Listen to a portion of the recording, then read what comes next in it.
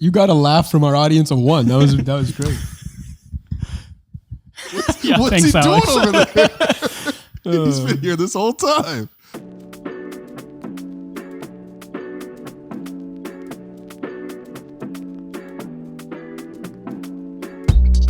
Hello and welcome. I'm your host, William Liu. You're listening to the Hello and Welcome podcast presented by Betway. Follow us on Twitter, Instagram, TikTok, YouTube at Hello Welcome Pod. Joining us today is the City Boys from Park MGM. Oh, Both 2 a.m. and after. It's Joe Scottiaro, Joe Wolfond from theScore. Catch them on theScore's Unfiltered show, hosted by Cash and a rotating cast of friends. Yours truly is on there. If you peek in the background, that is indeed Alex Wong, and there's a long tradition of him just riding shotgun when it comes to the three of us doing pods together, going back to Pound the Rock, pour one out for Pound the Rock. What's going on, guys? How you guys doing? I mean, a shiver went down my spine when you mentioned 2 a.m. at the Park MGM. Yeah, That's I needed a trigger warning for that, man. PTSD. And then I'm doing all right. A little nervous because I feel with Alex in the back here, I feel like I'm in the front passenger seat and the mobsters behind me, just ready to use the fish wire to choke me out. Watch too many mob movies. I'm not comfortable with someone sitting behind me like this. I believe Alex's explicit purpose is he's a human tweet alert, basically. I think there's a notification. I think Jays are in free agency or something. I don't know. I'm only wearing a jersey to pretend to fit in with this conversation. I've tapped out on the Jays a long time ago. You know, only Raptors for me and only Raptors on this show. But yeah, if the Jays make any signings, Alex will pop out from the background and interrupt us. But in the meantime, this is what we got today. First half, we're going to talk about the Toronto Raptors. Some news obviously about Scottie Barnes. We'll talk about that. We'll sort of focus a little bit more on RJ Barrett this episode, and then maybe look at the shooting guard position for Toronto. And then in the second half, I want to talk about the general NBA as well, because you guys do an amazing job covering the league as a whole. And this is being recorded Wednesday, so we just saw the OKC Thunder just play at a phenomenal game. I really want to talk about that and maybe their future, and also just look at sort of the league as a whole and sort of if it's moving in the right direction. But we'll start with the breaking news here that Scotty Barnes will be reevaluated after about a week here. He suffered a sprained ankle. The initial reporting from Shams Charania was that he'll miss several weeks, which wouldn't be too surprising considering the fact that he did sprain his ankle pretty badly in the loss to the New York Knicks. What do the Raptors do to cope without Scotty Barnes? We'll start with you, Wolfond. Lose. Lose a lot of games realistically. Yeah. No, I mean, I think we've seen it already, right? It's like a lot of on-ball reps for RJ, and it's a very leaky defense that in Scotty's return in the, I don't know, how many games did he play back? Like 9 or 10 games? Yeah. They were in the top half of the league in defensive efficiency during those games. He solved so much with his ability to kind of rotate and cover ground on the back line of the defense, especially. That's how you got hurt. And yeah, I mean, it's obviously a shame. I think this season, the particular circumstances of it and the Raptors' big picture goals, stuff like this is always, you don't want to see anybody get hurt ever. And I know part of the season is also about figuring out what you have with this core. And they've seen basically zero of that with, IQ, RJ, Scotty, Grady all together. But there is an element of, maybe it being a blessing in disguise, not only for the on-ball reps that other guys get and a chance to spread their wings in a way that I think we've seen be beneficial for RJ and Grady, but also losing games isn't the worst thing in the world for you right now. And I think what I would say about like the proof of concept stuff, at least for me coming into the year, the proof of concept was more about like how RJ and Scotty are going to fit together. Because IQ to me is more than IQ and Scotty. Well, look, IQ and Scotty last year, I've said this many times, I think they had like negative synergy. And I think that was a concern, and like them working together in 2-man game, seeing that develop was one of the things that I was looking forward to seeing, like how that grew this year. But I think with the way that RJ has shown himself to be capable of taking on more of that on-ball responsibility, I think you can see a scenario where with all three of those guys together, IQ is in more of like a natural off-ball role. Okay. And in that role, I think it's easier to like fit him around those two guys then intuitively you might have thought it would be to like fit RJ and Scotty together. And I think we've seen like a proof of concept of those two guys working harmoniously together offensively. So yes, you would like to get a bigger sample of the three of them all together. I would like to get any sample of the three of them together. But I mean, if you're looking for like blessings in disguise, silver linings, whatever, then there are things that you can find to make you feel better about the situation. Yeah, Cash, I saw you shared this stat after the Knicks game that the Raptors have still on the season one more quarters than they've lost. I think they've won 49, lost 46, tied 5. Right, which is ridiculous considering the fact that the Raptors obviously 10 games under 500 at this point. But yeah, I mean, with Scotty, they were very competitive. Like, we were 4-6 in the 10 games since he came back wearing the goggles. He was averaging 21, 9, and 8 in that stretch. We seen him up the volume with his threes. Like, I just wanted to see more of that. Like, it sucks to see this interrupted. Yeah, and like I completely understand that it's a rebuilding season and more losses can't hurt in terms of the big picture. Sure. But I also think there is something to those losses coming the way they've come this year in like a more competitive environment. And I'm not gonna pretend to know for a fact that lends itself to the players getting better or like developing faster. But I do think there's something to it, right? Mm-hmm. Like, if even you look at that game against Dallas, I think that was a perfect example where it's like they're getting blown out. Scotty, for the most part, willed them back into that game. Yeah, his playmaking was so They lose to a contender by 7, and Scotty's a +10. Mm-hmm. Right? And I'm not saying that happens every night. But the other night against the Knicks, he was a +5. Like, if it wasn't for the way Scotty willed them back into that game, guys like Mobile, guys like Walter, even a guy like Dick who came on in the second half, aren't playing the meaningful minutes and getting the valuable reps in meaningful minutes that they got in that game against Dallas, where I thought they all played well, but also benefited from those types of minutes. So that's where my concern lies. It's like, okay, they're going to lose games regardless, more than likely. The difference with Scotty is that they're going to lose more competitive games and the minutes are going to feel more meaningful. Again, we'll see whether that matters or not in the long run.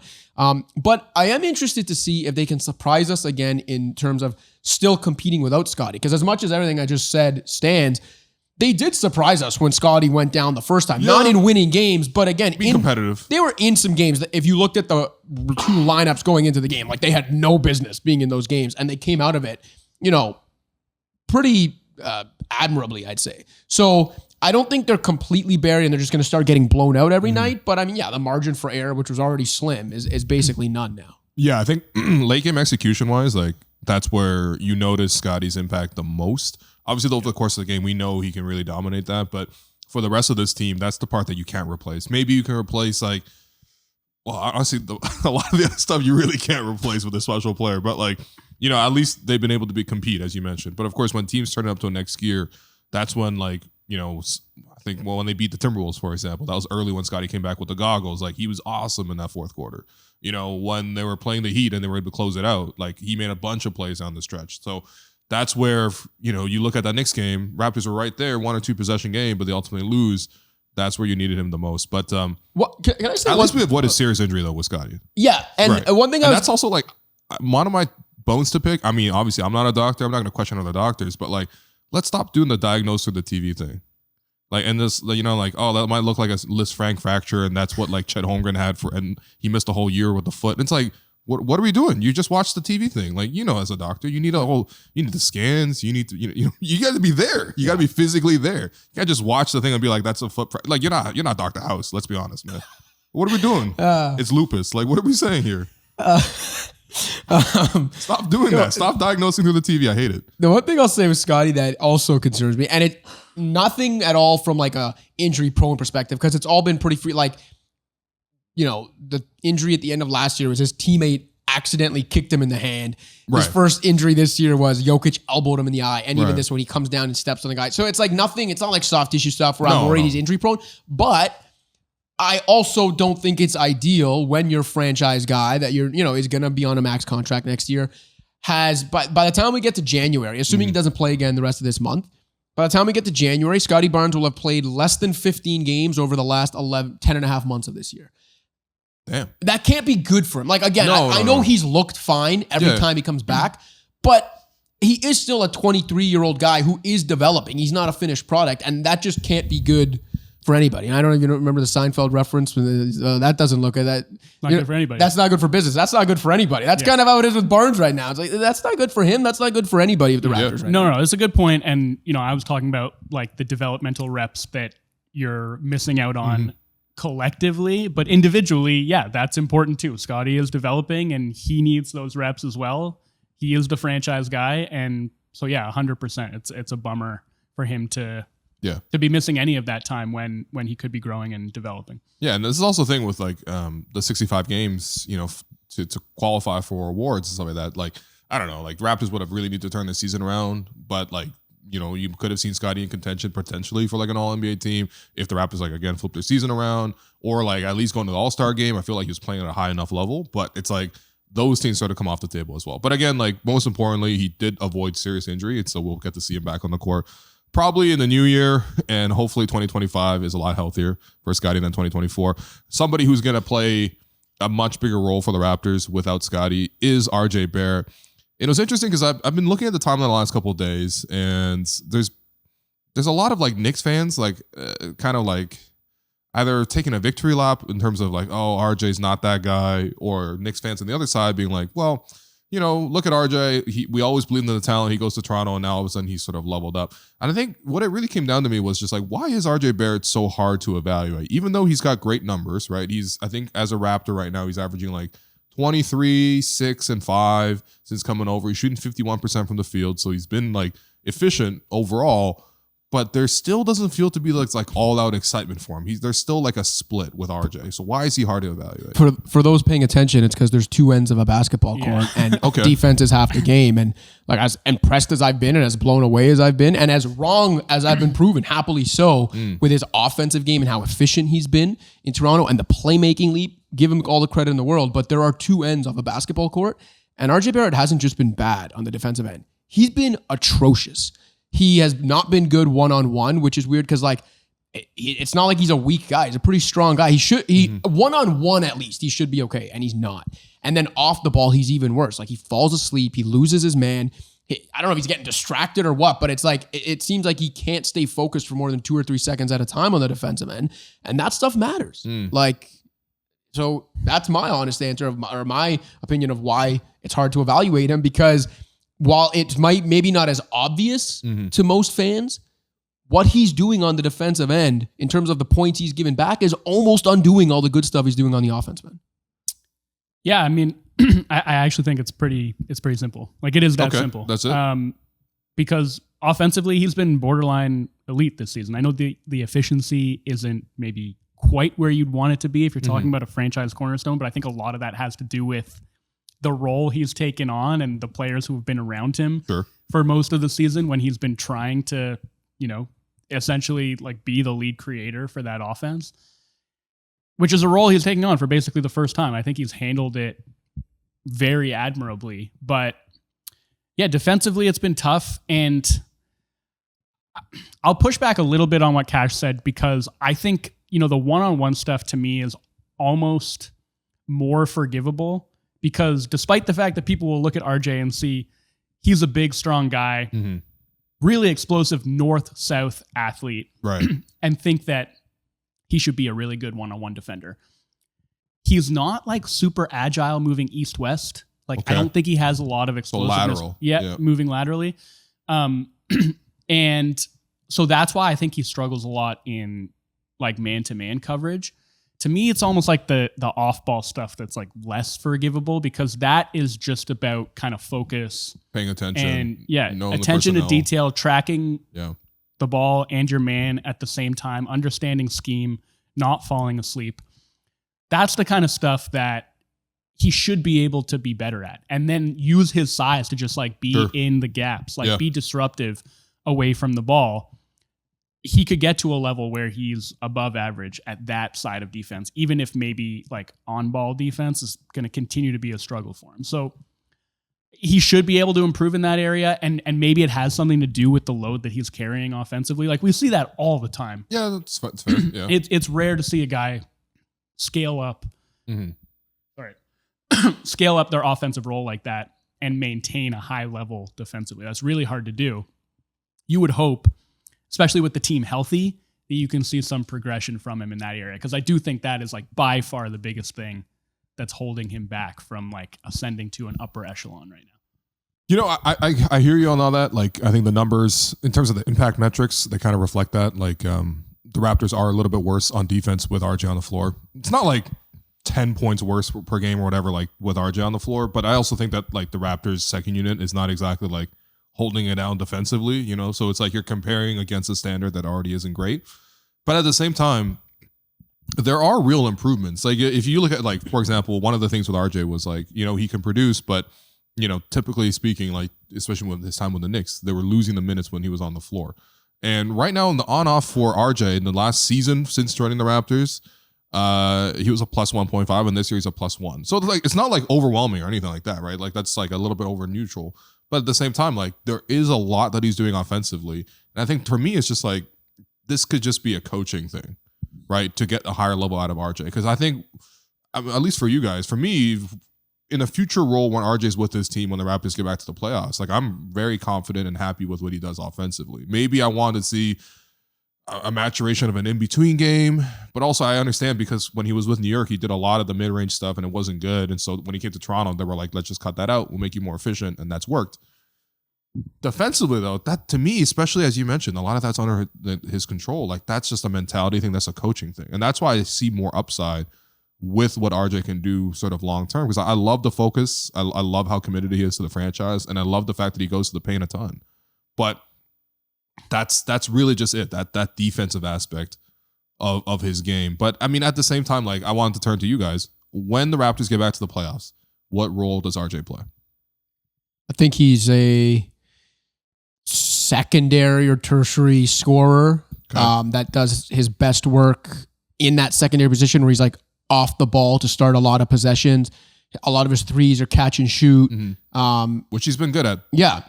You know, he's taking the ball off like a dribble handoff or something and getting into the teeth of the defense, getting to the rim. Like that's the role I see for him. I don't see him as like a primary self-creator on a good team. And that's not a knock on him. Like if he is what he is now on a good team, like that's fine. That's a really good player on the offensive end. Are there examples of that around the league that you would compare it to a little bit? Like players who play a little bit like RJ sort of in that sort of role for winning teams? That's a great question, Wolfond. You got one there. I can't think of one off the top of my head. I'm like offensively, think about maybe a poor man's Jimmy Butler. Okay. Like Jimmy, despite not having a ton of 3-point gravity, is a really, really good off-ball player. Yeah. Because of how savvy he is as a screener, as a cutter, a guy who's going to slip, who's going to seal, who's going to get to the rim, and then who, if you need a bucket in a pinch, can create something out of nothing. Right. I don't think he's going to get to the level of Jimmy Butler. I don't think he's ever going to be that efficient. But if you think about, like, that's why I think these reps for him are so important, because even though he's not going to be that primary initiator in the future, creating from a standstill type of thing, getting comfortable doing that means that like when the ball gets swung to the second side, he's super comfortable running, you know, a secondary pick and roll, you know, attacking on the move, whether it's like coming off a DHO, coming off a pin down on a curl, like getting the ball and making decisions on the move. He's gotten so much better at that. Yep. And so you can have all of these on-ball skills, but still manifest in an off-ball role. And I think, yeah, if he continues along this path, he could be pretty special offensively in that role. Right. And so, yeah, I mean, that was just like one name that kind of popped into my head just because I think like they share some traits in terms of like the physicality and the way that they score. And, you know, Jimmy as like an ISO scorer, that's like where he differentiates himself.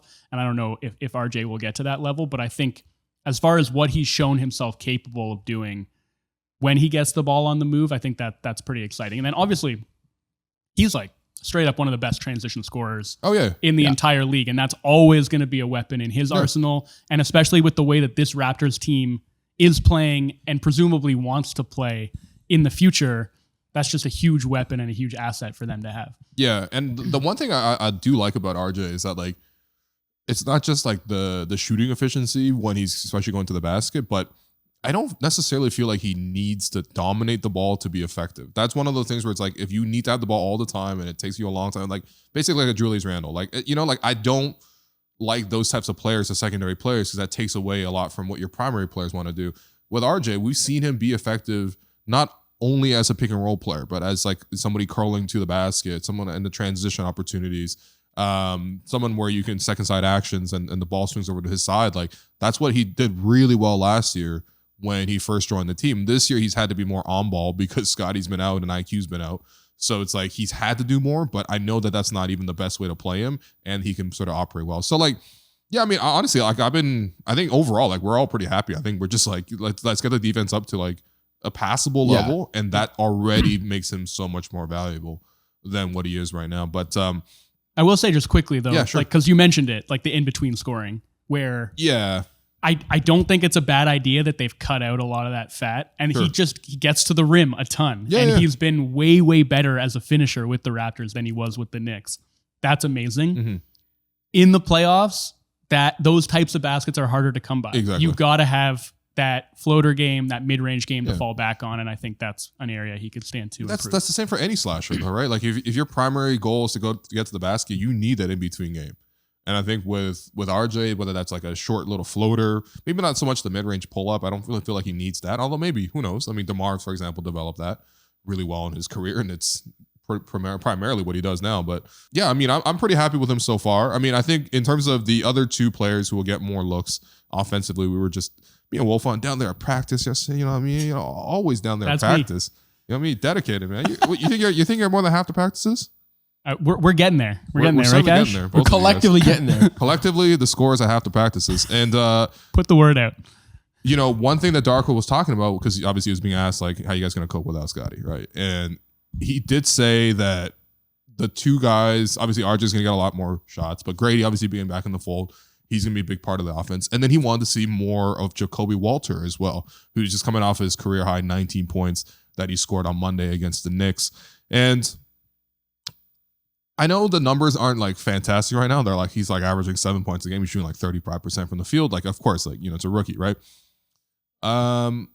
But going forward, maybe if we look 2, 3, 4 years down the line, because obviously we have two shooting guards now that we've taken with the first round picks back-to-back drafts, Jacoby Walter this year, Grady Dick last year.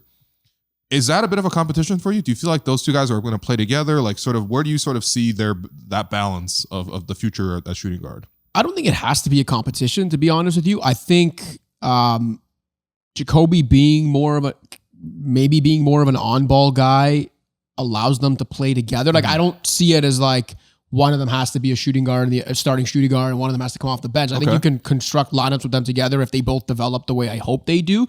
Now, having said that, is it tough to envision that collectively 40% of a future contender is going to be Jacoby Walter, Grady Dick? Yeah, it's hard to envision that right now in 2024. Sure, yeah, of course, but we're looking ahead. Exactly. We're projecting, yeah. So I don't think it has to be a competition. I think Grady being the like movement shooter, off-ball threat he is, cutter, all that, and also having some pretty good size. Like I know he doesn't have small forward strength right now at the NBA level, but I think he can work his way up to that. And I think he's a smart enough player and a stout enough, defender in some ways that I don't think he's going to be like a complete negative as a defensive three in the future.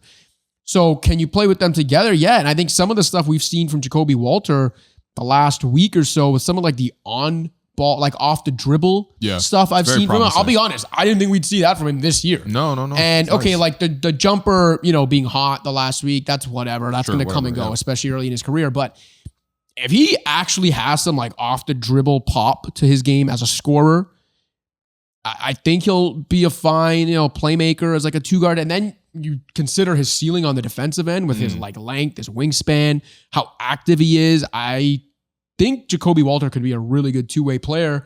And I think Grady Dick can be like an elite shooter and movement guy. So I don't know, like why can't those two guys be in the same lineup?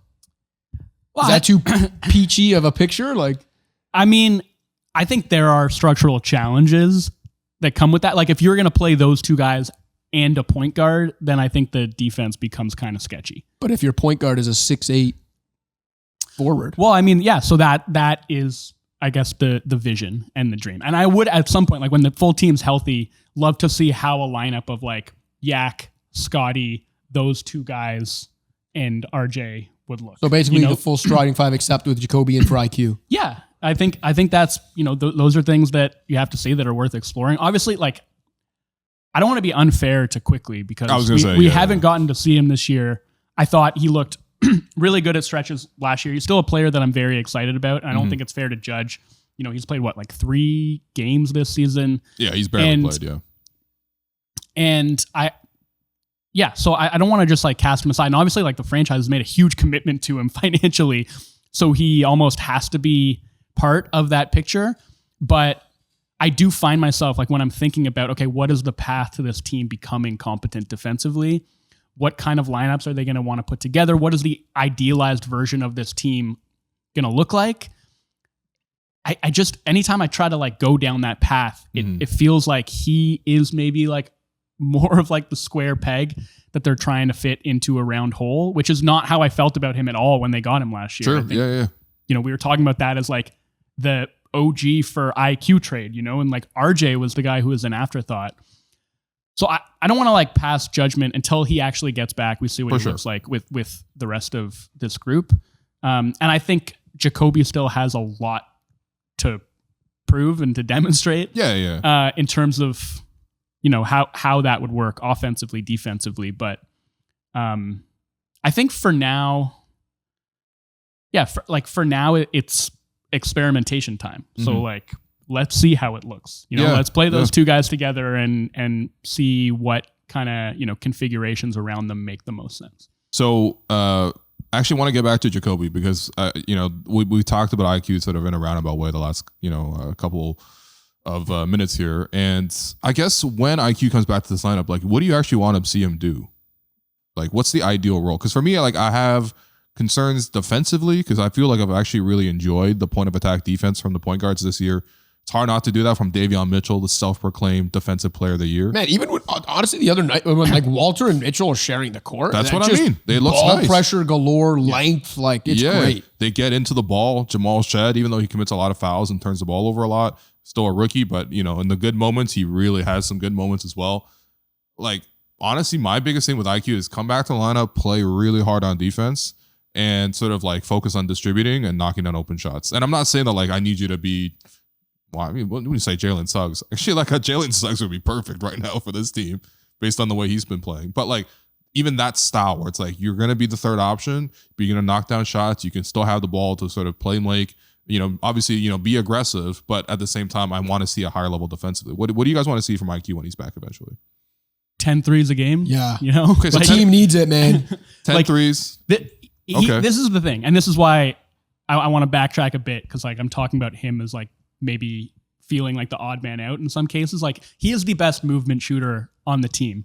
Better than Grady? Now. Yes. Right now, yes. He's also their only like true self-creating 3-point shooter. Yeah, that too. So like he's the only guy who can really pull up from 3 off a pick and roll, for example. So in an efficient way. I think it's like get those threes up at volume, continue to show that you can do it off of movement, be enough of a threat that you're able to get to on the ball and put defenses in rotation that way because that's something this Raptors team just doesn't have nearly enough of. They don't have enough of those threats. They have to work really hard to get defenses in rotation.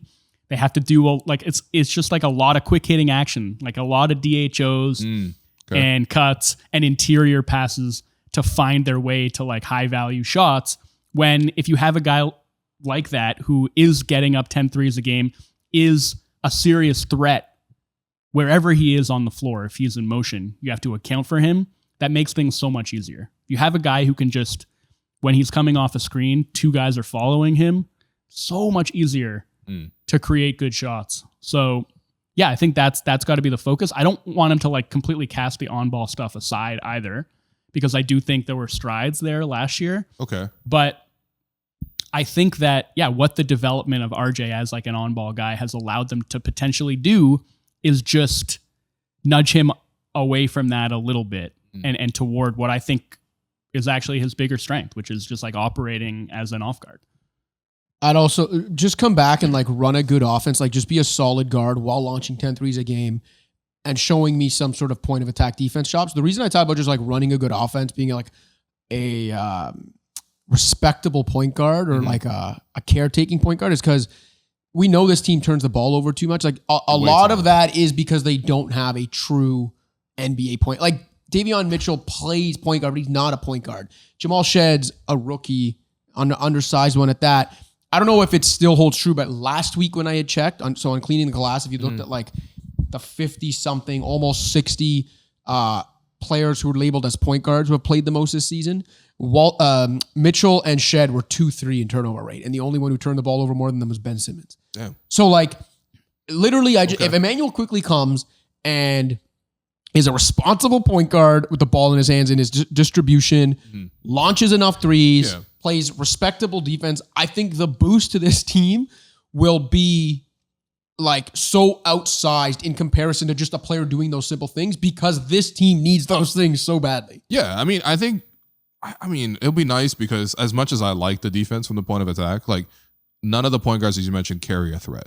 So it does neutralize a lot of what you have to do pick and roll wise, you know, and it neutralizes a lot of like how defenses can sort of guard them, you know what I mean? And so, yeah, I mean, I think, look, I'm excited to see all these three guys play, and it's just like, it sucks that this season, it's not even about the losing, it's the fact that we don't get to see what this team even looks like. Because again, I'm not focused on this season, I'm focused on what looks ahead, but yeah, some of those guys, I mean, I don't know, like, I just want to see them together. Looking at the defense also, it's another thing, like in a different way than RJ, but I don't know that IQ is ever going to be a good on-ball defender.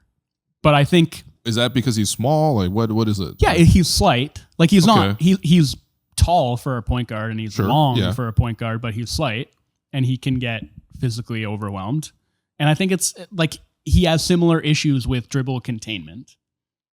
But I think where he's been good defensively in the past is like as a team defender. And so...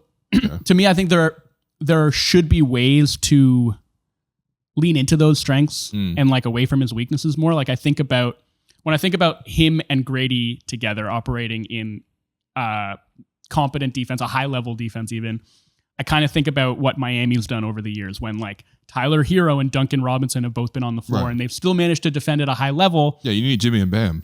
They can and Spo and the zone probably. Well, yeah, but yes, they have to get creative with schemes for sure.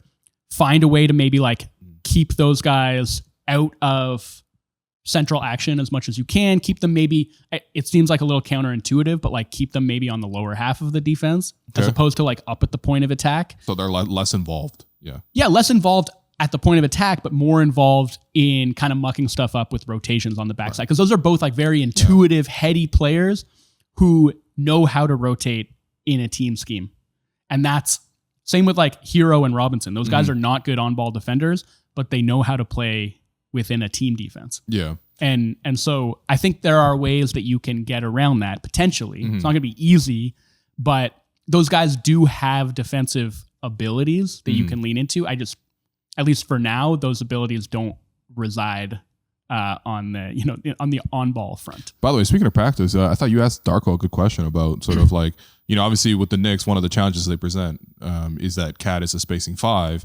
And so one of the things you can do against teams with spacing fives is sort of like stash your centers on like a non-shooting wing. Like maybe Josh Hart's not a non-shooting wing, but which the Raptors did not do in that matchup. Which they didn't do, and you asked him about it, and it was very insightful because I think Darko was like, first off, we sometimes do that. Okay, he's like, in my defense, we do it sometimes, but also the main thing was he wants to sort of like keep playing the base defense for the team to develop, and that's where it's like going back to even media day when Yaka made that statement of like, you know, we're not necessarily trying to win every game.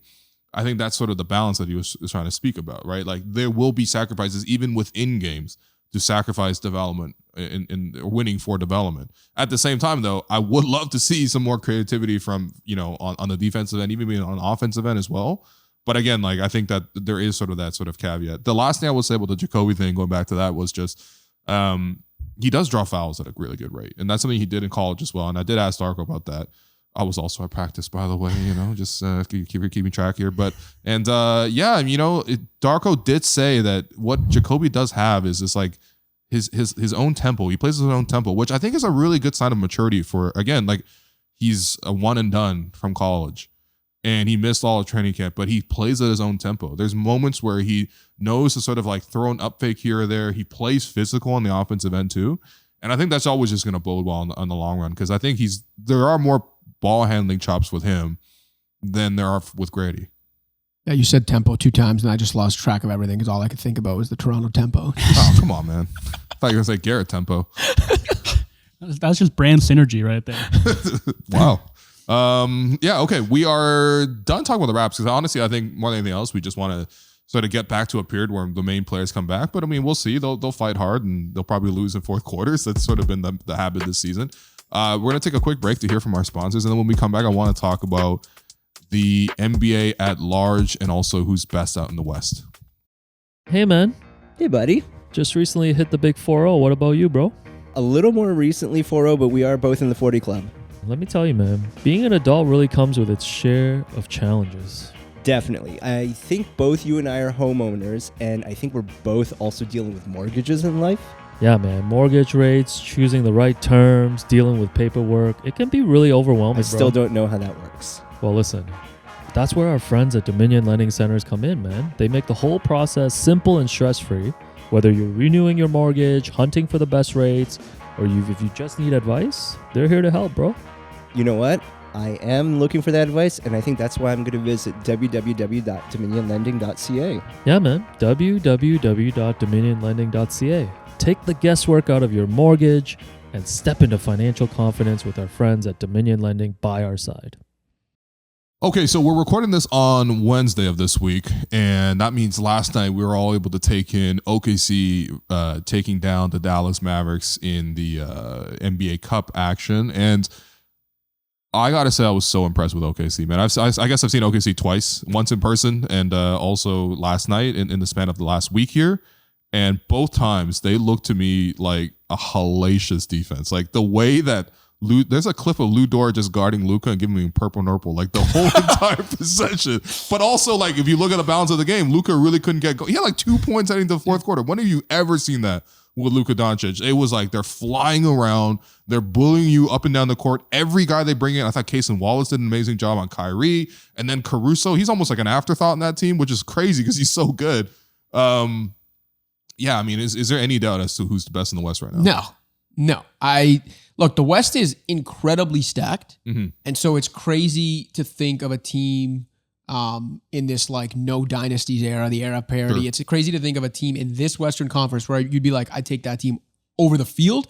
I would take this Thunder team over the field, assuming average health across the board. Like They are that good. And I think they are that much better than every other team, even in this stacked West. Like I think they were an elite defense, added Alex Caruso and Isaiah Hartenstein. Okay. Yeah. And they've got the second best player in the world right now, like as the head of the snake on the offensive end, who's also a good two-way player. Like this team doesn't have any holes. They addressed a lot of them in getting Caruso and Hartenstein. I know they're still not a great rebounding team, but I can't really see how a team in the West beats them 4 out of 7. Are they not? I mean, they've smoked the Mavs on the offensive glass, which is like, not what we've seen from them the last couple of years, but they have Isaiah Hartenstein now, one of the best offensive rebounders in basketball, plugging a huge weakness for them. And I think, yes, the West is stacked with good teams. Are there any other teams that you would consider elite in the West? I mean, I feel like Dallas didn't play their best game yesterday, but I will put Dallas in the elite category. Yeah. I mean, and Memphis maybe, like what Memphis is doing. I wouldn't put Memphis in there. No, Memphis won a game last week in which John Morant was a minus 32 in 28 minutes. Their depth is utterly insane. They've lost the most man games to injury again for the second year in a row. And they're second. Jaws missed like half the games. Marcus Smart missed a bunch of, like all these guys have missed games. And they're second in the West and the only team top 6 on both ends. Yeah. And I still wouldn't call them elite. I wouldn't buy that. No, I'm sorry. No, they're not like. I don't think Dallas is elite though either. I think Dallas to me is more like the Knicks, where it's like they're a really good team. They're a contender. I'll give them that respect. Okay. I don't think they're truly elite. I think OKC and Boston are those two teams for me, and OKC everyone else Boston is fighting for like the top of the next tier. You're right in that. Like I do agree, those guys are on a tier of their own. But I feel like Dallas, especially in a playoff context, I trust them a lot. They got their team is deeper than before. I think they got overwhelmed by OKC's physicality, which has happened a lot this season. I mean, when they played here at Scotiabank, totally different, but it was like the Raptors getting mauled. They couldn't do anything. They literally tried all their favorite plays and they just couldn't execute anything against OKC. But it's interesting you say that though, because I thought that it was kind of OKC getting overwhelmed by Dallas's physicality in the playoffs last year. Exactly. Yeah. That's the big change in this game. And it was an interesting shift, but they also got, sorry, I was going to say, because you made a good point at the arena then, because one of the things they also got overwhelmed with in that Dallas series was the fact that, they give up a ton of 3-point attempts because of how aggressive they are on ball, and Dallas killed them with it, right? Yeah, like PJ Washington, who otherwise shoots like 30% from three, shot like 48%. But I thought you made a good point at the arena the other night when you talked about how like they still play that aggressive brand of defense in that they might give up a lot of threes because of how aggressive they are on the ball. But at the same time, when the ball goes into the paint or whatever, it's not coming back out because they're so good defensively that like they just swarm you and it almost doesn't matter that they're that aggressive. They're not giving anything up. Yeah, that was terrifying last night, man. It's a freaking bear trap. Yeah. Like that defense is a bear trap. You drive and there are bodies and arms and hands all over you. And yeah, that's like a lot of teams you'll see. Like a lot of teams collapse on drives. Sure, right? yeah. But the vast majority of the time, the ball gets spat out when somebody's driving and the defense collapse. And against OKC, it's a black hole, man. The ball does not come back out. So they have this very special blend where they're able to be super, super aggressive without getting burned too badly for it on the backside because of how quickly and how precisely they rotate. Like they're just an unbelievably smart defense on top of how physical and handsy they are. And that like relative to league average. Yep. Their defense, this is per Basketball Reference, they're 9.4 points per 100 possessions better than league average right now. Damn. That's the best since the 60s Celtics, who were playing in a league with 8 teams. Yeah. And Bill Russell was like a man among boys. Right. Yeah. So like, I'm not saying that's going to sustain itself, but I do believe that by the end of the season, this will be one of the greatest defenses of all time.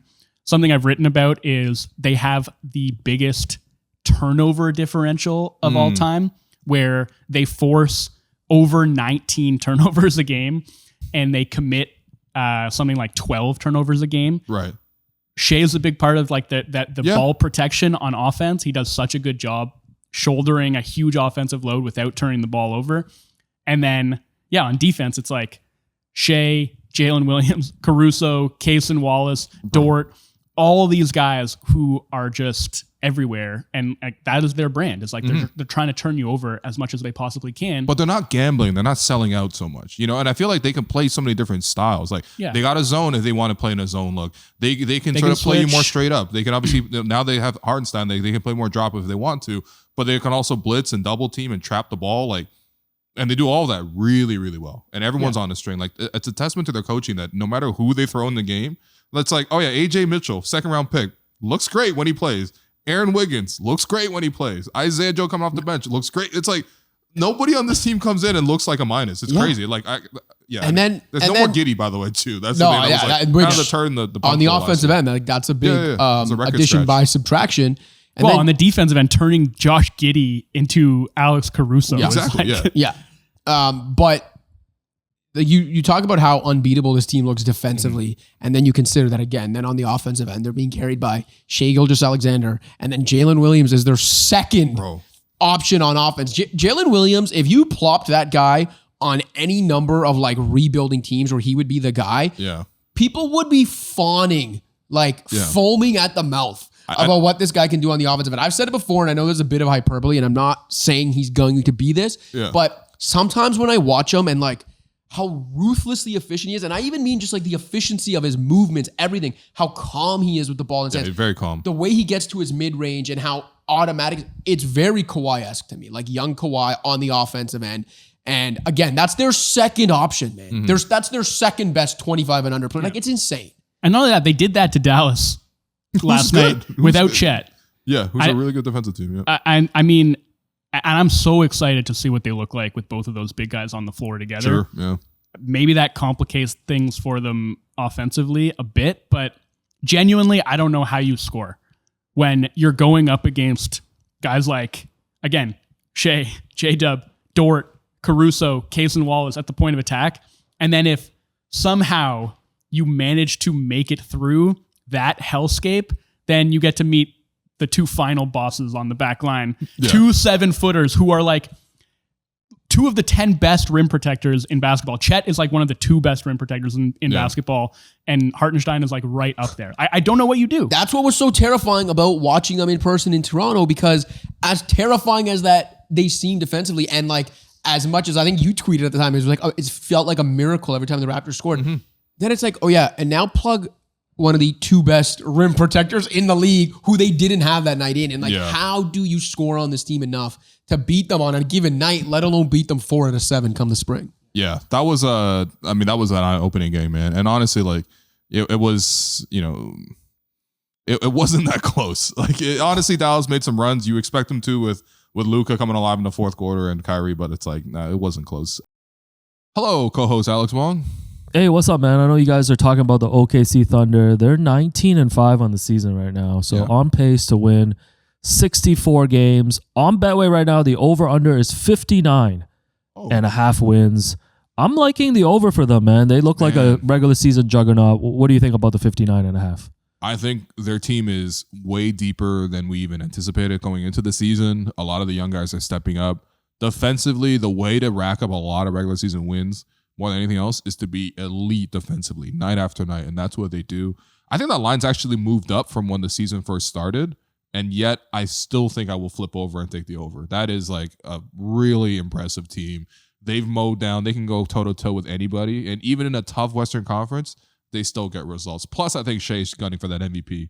Yeah, man. So if you check out Betway right now, over 59.5 wins is 1.95 odd. So make sure you hit the QR code, check out all your basketball betting odds on Betway.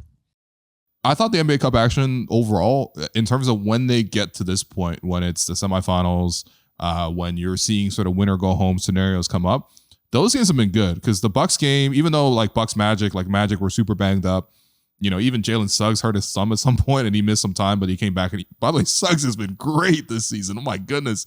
But like the action has been really good. And it got me thinking in terms of like, okay, what kind of like changes has Adam Silver implemented in the last, 4 or 5 years that have hit or not hit? And I wanted to go through those for you guys. So you guys tell me if they hit or not hit, and you guys tell me why. Introducing the NBA Cup, has that been a hit? I think it has. I mean, as much as some people will make like joke around about how confusing it is and do the players really care? It's like, no, listen, I said it at the beginning that the fact that they were able to bake it into the schedule so that it's not that difficult. Like, there's still regular season games outside of the final game, to me was a stroke of genius in that they did create something that even if a third of the players care about it, that's still a third more than were that invested in December games before. It's a third more fans that were more invested before. And again, you can still follow along easily because every game still counts towards the standings other than a final game.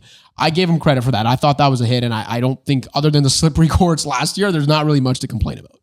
Yeah, the one thing I would complain about is I think that for the teams that make the final and have to play that 83rd game, there's got to be some additional reward.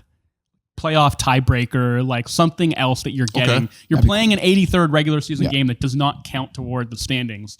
I just think, yes, obviously there's the cash reward.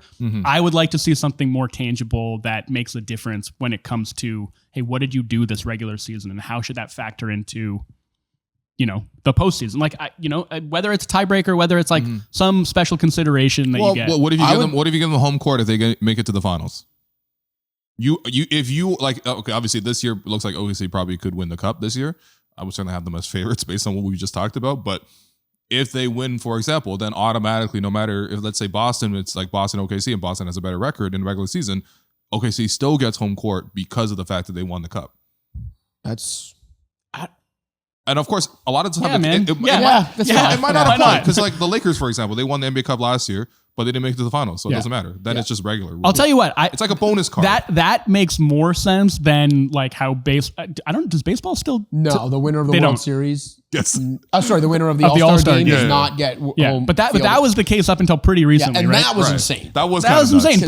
But okay, so this. I never watched the NBA All-Star game. It just doesn't do it for me. I find it to be boring. It's just not fun to watch.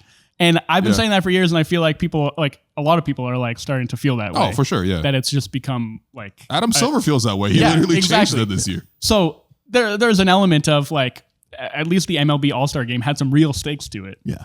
And I think this would make more sense than like determining it based on who wins the All-Star game. Right. And yeah, just adding like an additional sense of stakes for that NBA Cup final. I think that'd be fun as hell. Yeah, I think so. For me, like I like the idea already. I think one idea that's been proposed is just you take a 2-week segment of the regular season, and that's just your cup. Those 2 weeks are the cup, or maybe 3 weeks are those 3 weeks are the cup. Every game in those 3 weeks count towards both the regular season standings, but also your cup standings. That way, it's not as confusing. It's like, oh, this random Friday, it's the cup. I agree with that. That would be good. I think it's just a little bit more clear. And then I also like, I kind of want to ditch the courts. It just feels too cartoony for like what this thing is. So like serious competition. If anything, I'd like an idea of like you put the cup logo on the floor, and so you get to see the trophy on the floor or something like that. Can they not just keep the cup logo at center court? And that's what I'm saying. Would see, yeah. Like you could keep it like right at center court, huge. Yeah. But I agree that we don't need the like fully colored courts everywhere. Where like some games I can barely see the ball. That's what I'm saying. The colors don't look good. Like not every team has a good color that should be on the court. Like the Bulls. Yeah. I mean, thank goodness the Bulls aren't like a factor. No one's right watching now, them anyway. Like, but it's like blood red on the floor. And I'm like, what is that? Like, or the Heat games are like that too. Okay, so we're both okay with the NBA Cup. We're both happy with that. The play-in tournament. This was introduced obviously after the bubble. You like the play-in tournament? I mean, I guess I'm indifferent to it. It's like I like the fact that more teams have something to play for late in the season.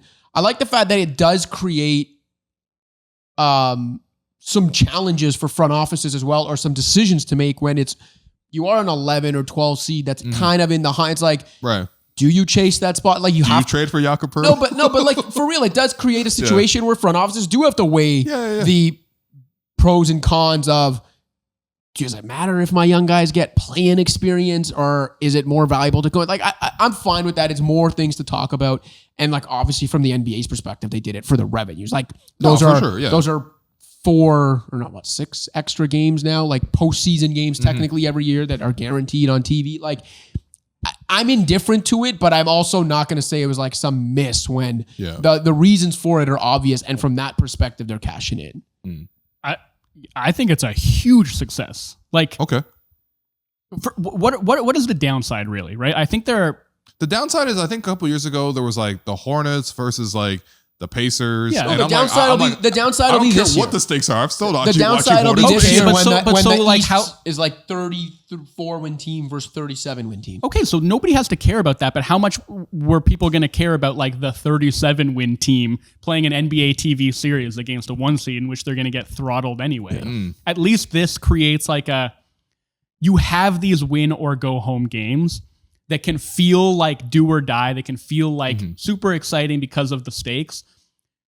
And it's like you create those stakes for a game that like really all it means is like this team's going to advance and probably be blasted out of the first round in 4 or 5 games. Unless you're the Miami Heat. Unless you're the Miami Heat and have devil magic on your side. But like, look, I think, the other potential complaint would be like, well, it's not fair for like a team that gets the 7th seed to have to like play their, and it's like, okay, if you are the 7th seed, I mean, you got no privileges as a 7th exactly. seed. And you lose 2 straight home games to like 1st and 8th seed and then a 9 or a 10 seed to miss the playoffs, then that's on you. You were not doing anything against a 2 seed in the first round anyway. Like, exactly. So I don't really see much downside to it. I really enjoy it pretty much every year. Apart from, the odd like Hornets Pacers game that is terrible. Right. But so what? Like you're going to have terrible playoff games as well that nobody cares about watching. So I don't really see any problem with having this fun little tournament before the playoffs start. I think I've liked every Western Conference play-in tournament game. Wow. Yeah. And I've disliked every Eastern Conference and that's going to continue this year. But I still understand that's a conference why imbalance thing. Yeah. They can't but yeah, you could say now. that about, I guess apart from like the really fun Knicks Sixers series last year. Like how many East playoff games did you enjoy watching last year? I think I'm biased because the one time the Raptors were in the play-in tournament, it was DeAr DeRozan screaming. And I was like, but that's a memorable moment. Like we're gonna remember that for forever. Neutrals, that was pretty cool, and that was pretty memorable for them.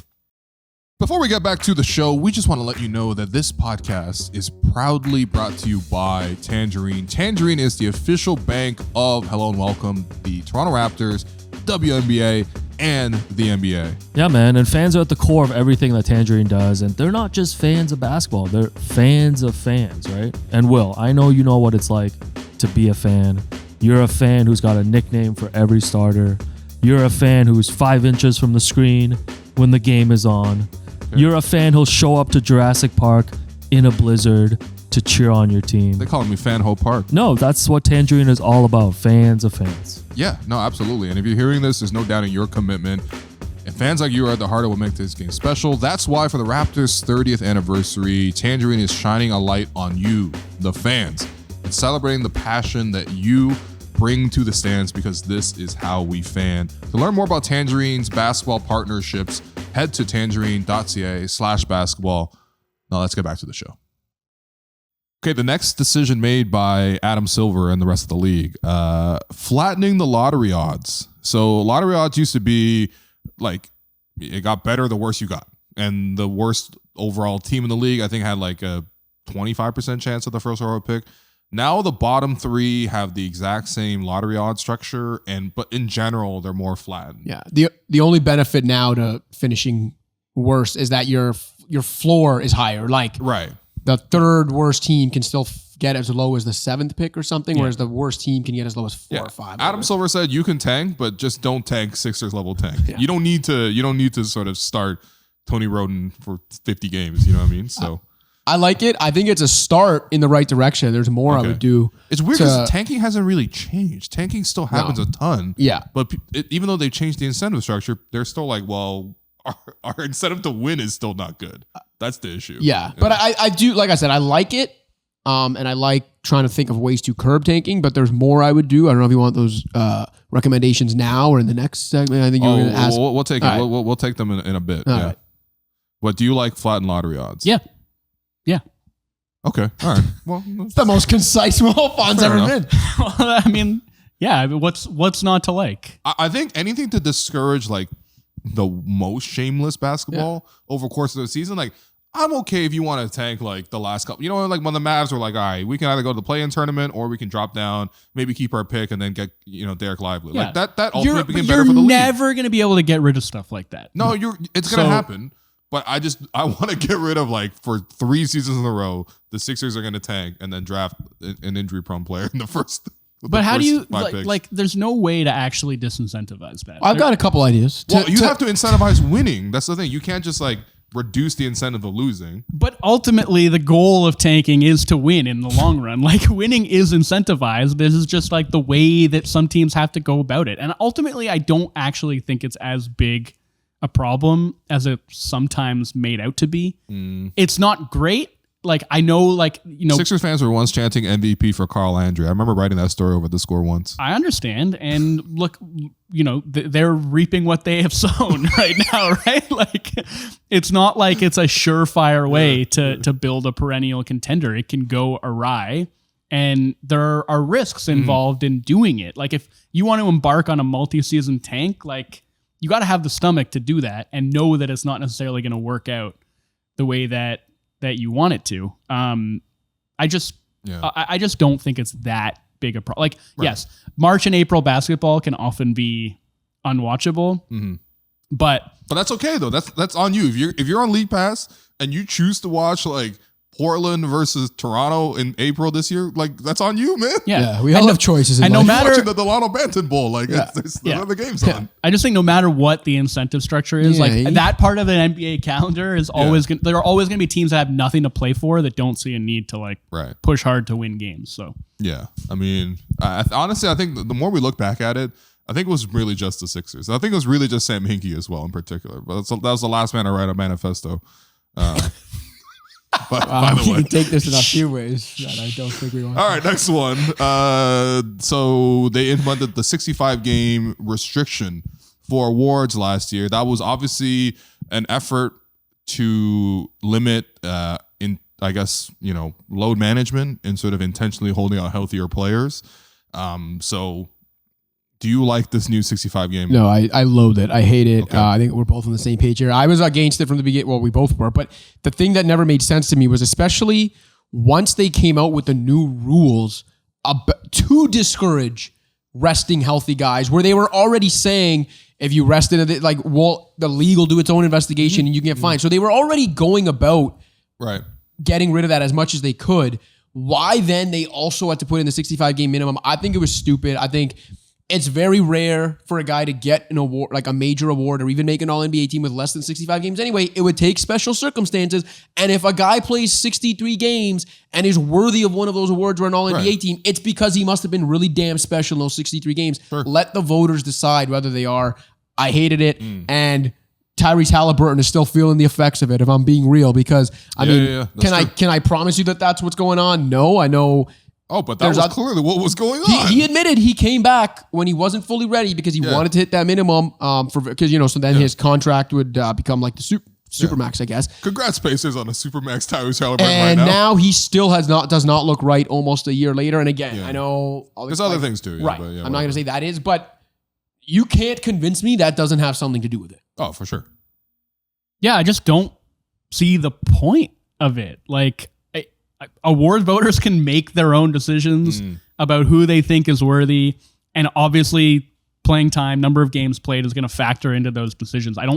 Why make this totally arbitrary cutoff that is going to create situations where an injured player is going to push to come back too early so that they can meet that threshold where, maybe a player is going to have to like be at loggerheads with a team's like medical staff who's saying like, it's not a good idea for you to play, like I think it's just bad in all kinds of ways. And again, the point is that it is just totally arbitrary. They just pick this number and it could have been any number. Like it just what is the point? What is it solving? I think the league is doing this in response to the public perception that the players are quote unquote soft, that the players of this generation don't play nearly as hard. Yeah. And they're basically catering to like, it's the same thing of like, but that's weak, millennials don't want to work hard anymore. It's like that, but like for the NBA. Yeah. And like, I think more than anything else, they needed to address like the media sort of perception around the team. They basically, instead of putting the 65 games in, they need to go to the old heads and be like, can you just stop glory hunting, please? Like, can you just let these guys have their moment in the league right now? Everyone let you have your moment. Back then it wasn't like in the newspapers. It was every day. It was like, oh, Michael Jordan's soft because of he didn't play my era, Will Chamberlain. I did find was it the Washington Post? I found that quote in when I did a story last year on like whether offense has finally plateaued. I found this quote from the 70s in the Washington Post, and this is when I don't remember what rule changes had just taken effect, but there was a few years where like pace had gotten out of control, scoring was out of control. Yeah, everyone was on cocaine. That was more the 80s. That was more the 80s. I'm talking the 70s. Okay. But essentially, I found this like piece written in the Washington Post in the mid 70s where you could have been convinced it was from 2022. Like it was the columnist writing that like physicality is not even allowed anymore and whatever. I think it's kind of like that in every generation. Yeah, fair enough. I'm just pandering to that's what they pandered to. That's why they were pandering to that kind of line of thinking. I think is so weak and it shows so little backbone. And I mean, I think we all know if there is something that they need to address, it's the schedule. Like that is what solves all of these issues. And there hasn't been any like substantive conversations toward actually making that happen. But that's what's actually going to be a meaningful step toward fixing this stuff. And right now it's like, okay, you've put all these incentives in place and what's happening? We're on pace to have like the most man games lost to injury of any season in recorded NBA history. So congratulations. Right. Last one here, coaches challenges. Do you guys like that the NBA is putting coaches challenges? Yeah, I like it. The only thing I'd say is I wish they would just be a little quicker in terms of like, Maybe they put like a 30-second clock on it. How many times they go to the challenge and then we got to get the view of 38 guys in a little boiler room in Secaucus, but watching every second of every game. Where's that camera placed, by the way? There's like all night, but somehow the discussion doesn't start until like the refs are at the tables, whatever. You've got this room of people in Secaucus. Once a coach's challenge is triggered, those guys in that room should be on it. By the time the ref gets to the scorer's tables, they should basically know, hey, this was the call, and that's it. That's the only thing I wish it would just be more efficient, but I like the idea of it. I wish they would, they put so much emphasis on like respecting the referee's call in the moment in the arena, and I'm like, I'm all cool with that, but like, that's what the assistance is there for. You know what I mean? Like, if they see something in the back room and they see it immediately, I don't care what the call was on the floor. Exactly. Just make the right call. Yeah. Like, I'm not there for the referee's ego. No. That's my point. Yeah. I don't know. It's fine. I feel like coaches need to do a better job of like implementing their own processes for coaches' challenges. Because, like, I know for the Clippers arena, for example, they'll show, like, because they have a big band as in the Intuit Dome, so they can show like literally 6 like different viewpoints of an infraction. Ty Lue can just look up, see 6 reviews from 6 different angles, and decide to challenge or not. Versus at the Scotiabank, a lot of times they don't even show a replay of it, especially in the moment, because the timeless is very important. And then Darko has to look back at his bench. Someone's like fumbling with an iPad, like, oh, sorry, I got it buffering. And then like Darko's like, all right, I'll just challenge. You know what I mean? That's like, that to me feels like a competitive difference that I think could be sort of ironed out. So those are, I guess, the changes, the major ones. I mean, I don't want to explore the CBA. I don't think anyone necessarily likes sort of like the structure currently right now. So I think that's pretty obvious. But before we go, I wanted to let you guys propose one more future change that you would like to see Mr. Silver put in for the modern NBA. So who wants to start here? I've said this before. There's got to be a rule in place that dissuades teams from fouling when they're up 3. Okay. It is so terrible for the product. Like, you have a situation where, hey, there's 10 seconds left. One team is up by 3 points. This other team is going to try and get up a 3-pointer to tie the game. That's an exciting situation. And the fact that for the team that's up 3, intentionally fouling in that situation to put the other team on the free throw line is like mathematically, objectively 100% the right decision is so bad for basketball. Like, I don't want a situation where that's the right thing to do. I want it to be penalized. So like, if you intentionally foul when you're up, you got a free throw and then a free throw and the ball. Yeah. Like, okay, let's get rid of it. End of game scenarios are already like agonizingly long as it is. Sure. With all of the free throws and all the stoppages of play. This is a situation, a game situation that happens a lot that should be super exciting, and we're taking all the fun and excitement and joy out of it. So, okay. The only thing for me is like, it is a tactical advantage, and I don't know if a team chooses to employ a better tactic. Yeah, that'd be like, I can't put it on. That's them. my only thing with it. Is like, if in soccer they were like, oh, you can no longer take the ball to the corner and shield it to try to run off the clock. But it's like, okay, but like once upon a time, it was a tactical advantage to stick some guy in the paint and just let him sit there for the whole 24-second shot clock. Like, I mean, I think no matter what the rules are, I do like the idea of like part of the tactics of the game and sort of like thinking the game is breaking the game. And that's true for almost any sport. And I don't mind that in general.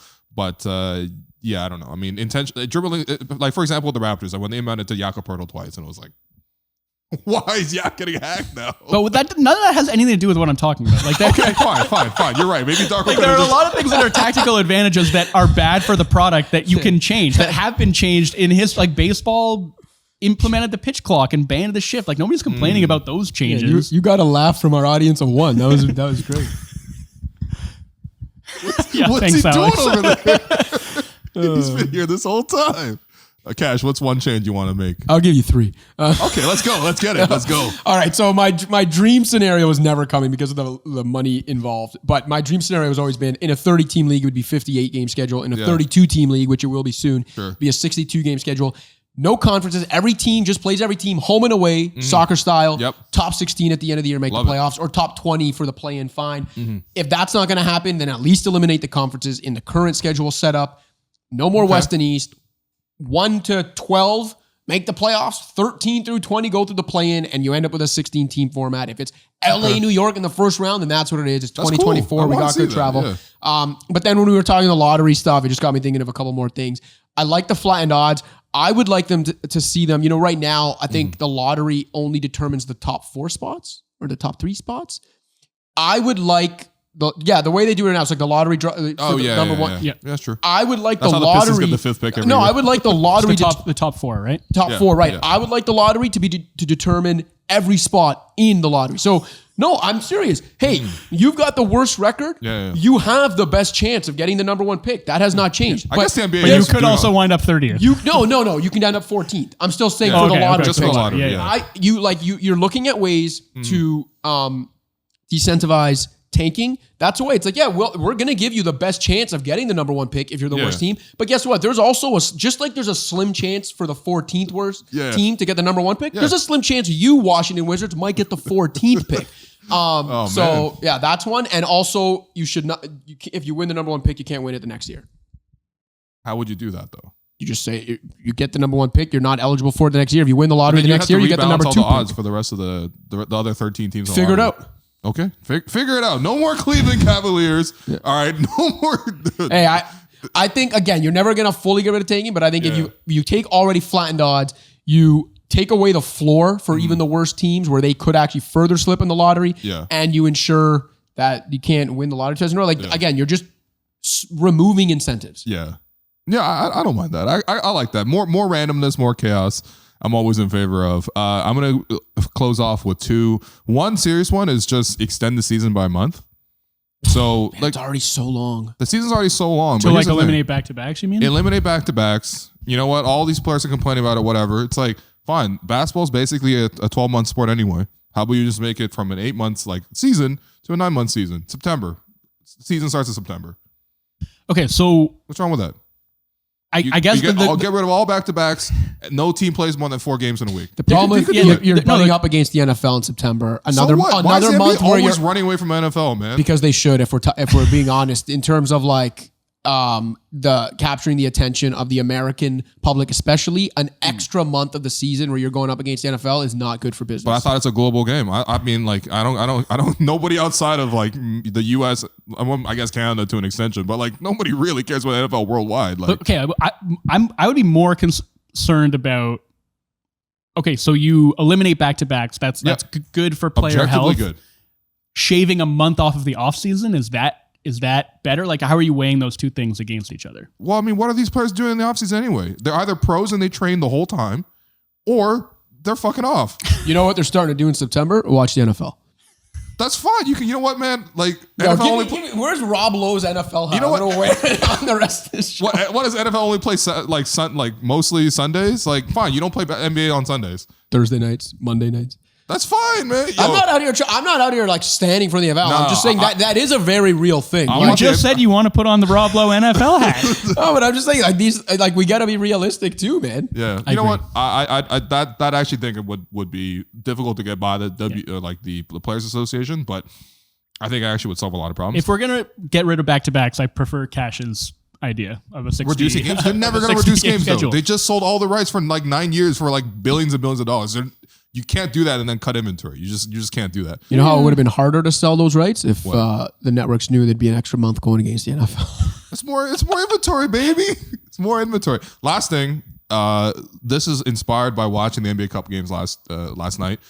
A lot of bleeding over in the audio. So players obviously get mic'd up for games. That's pretty common. But it felt like someone forgot to turn their mic off, or it was just too sensitive. So you just kept hearing things bled into the broadcast. I'm going to swear again, but Doc Rivers was mic'd up, for example, right? And so I actually loved this. In the fourth quarter, all you heard was hey, AJ Green, AJ Green, AJ Green. And I was like, yo, that's how she got to sing. At one point, he's like, lock the fuck in, lock the fuck in, lock the fuck in. GT, come off the floor. No, actually, my favorite moment was when Dame was getting lit up by Anthony Black. He got scored on or driven past 3 possessions in a row. And Doc was like, yo, change the matchup.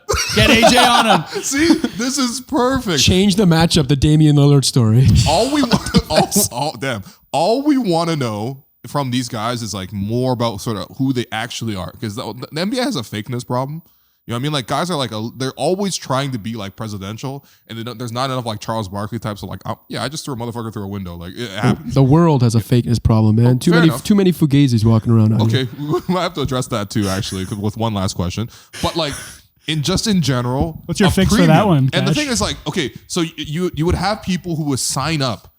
And obviously it'd be consensual. It wouldn't be you would just record them without them being, you know what I mean? Yeah, I don't think that's legal. Exactly. Well, in America, surveillance it's a huge surveillance state, let's be honest. But regardless, players would sign up and be I'll go on the unfiltered. I'll be on the unfiltered broadcast tonight. And you could charge a little extra for it, whatever you want. I mean, eventually people will all get it. And it's great. Even just these small moments of Doc Rivers being leaked, I guess, was like really, really good to see. So I will love to see that. And of course, it would help them in their future careers as broadcasters because they get to showcase their personalities just a little bit sooner. But that's the thing. Last thing, speaking of Fugazis, just one last NBA related news item here. Tillman Fertitta, Houston Rockets owner. I don't even know what you're gonna say. Tillman Fertitta, Houston Rockets owner, is going to be joining, I guess, returning President Donald Trump's administration, and the role will be. Actually, do you want to guess what the role will be, based on the fact that he owns an NBA team and also a chain of restaurants? Like, what do you think he's going to be doing? I got no idea. He's going to be the ambassador to Italy. So we have an Italian ambassador on this show right now in Jessica Shar. I feel like I got to get your comment on this before we leave. Yeah, I don't know if it gets more fugazi than fast food magnate becoming ambassador to Italy. It doesn't sit well with me. Is he even Italian? I mean, I guess he doesn't have to be Italian to be the ambassador, but I feel like it would have helped. It's the kind of guy that's like going to the casino and gambling with credit. It's not. Damn. It's not how we roll. And I don't respect it. Fair enough. That's my comment. That's my as diplomatic as I can be.